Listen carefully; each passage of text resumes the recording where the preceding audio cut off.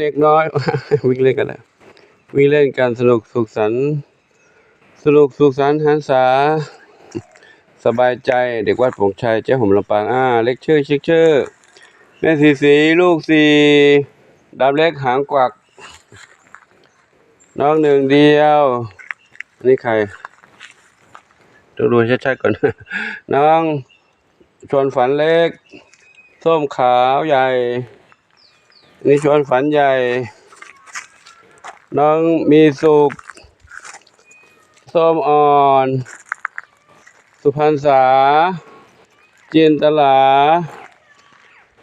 เพชรดำน้อยชวนฝันเล็กไม่ใช่แล้วไม่หนวดไม่ดำหนวดด้านนี้แม่อะไรสามสีนวลแต่งเนื้อแต่งตัวกันแล้วกินอาหารแล้วก็พักผ่อนหย่อนใจสบายอันนี้ใครนี่อันนี้ดวงฤดียังไม่ครบ บางคนป้าเหมียวก็ไปเล่นที่ไหนก็ไม่รู้ขึ้นหลังคานู่นอยู่มุมนี้มองไม่ทั่ว มองไม่ทั่วเลยหาไม่เจอเขาวิ่งเล่นตามภาษาของเขาเนาะเด็กๆเล็กๆก็มีความสุขกันดีอยู่ร่วมกันด้วยความรักความสามัคคีส่วนเหมียวที่เกเรก็ต้องถูกควบคุมพื้นที่ไว้ก่อนเนาะใครนอนตรงนี้นอนสบายใจเลยสีหน้าส้มเหรอสีหน้าส้มนอนสบายใจเดี๋ยวไปดูน้องคนนี้ก่อนพี่อันนี้ก่อนพี่อะไรพี่อะไรเจอพี่อะไรเจอพี่ เฮงกินข้าวแล้วก็แต่งเนื้อแต่งตัวแล้วเนาะสุขภาพร่างกายแข็งแรงดีขึ้นแล้วนะมีกระปี้กระเป๋าขึ้นมาแล้วกินอาหารได้แล้วเนาะท้องที่ว่าแพ้อาหารก็ดีขึ้นแล้วเนาะปรับสภาพได้ทีนี้ก็ปรับสภาพได้แล้วนี่ขึ้นได้แล้วโอ้นี่คึกคักอยู่อันนี้น้องเจดี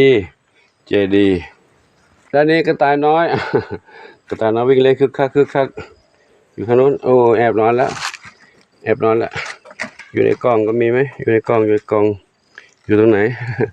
ทางโน้นแอบอยู่นั่นนะตามภาษาน้องกระต่ายชอบอยู่หลบซ่อนแอบตรงไหนดี ตรงโน้นครับตรงโน้นเนาะก็มีอาหารกินอาหารเม็ดอาหารเปียกอาหารสดอาหารผักกินแล้วก็พักผ่อนอยู่ในนี้นะครับกินแล้วก็นอนเล่นตรงนั้นเลยสบายใจสามตายขาวมณีจำปาอยู่นั่นเนาะครับใครอยู่ตรงนี้กินไม่เสร็จเหรอเท้าเล็กหนึ่งอนงสีแว่นดำกินหายไม่เสร็จไม่เป็นไรลูกค่อยๆกินไปลูกนะหิวก็กินอิ่มแล้วก็พักนอนพักเนี่ยสบายใจอยู่ในนี้ไม่มีปัญหาอะไรลูกอยู่กันสบายเดี๋ยวไปดูน้องอีก3เหมียวกันอันนี้ก็กินไม่เสร็จแล้วลูกกินไปเรื่อยๆเนาะอันนี้ส้มขาวเล็ก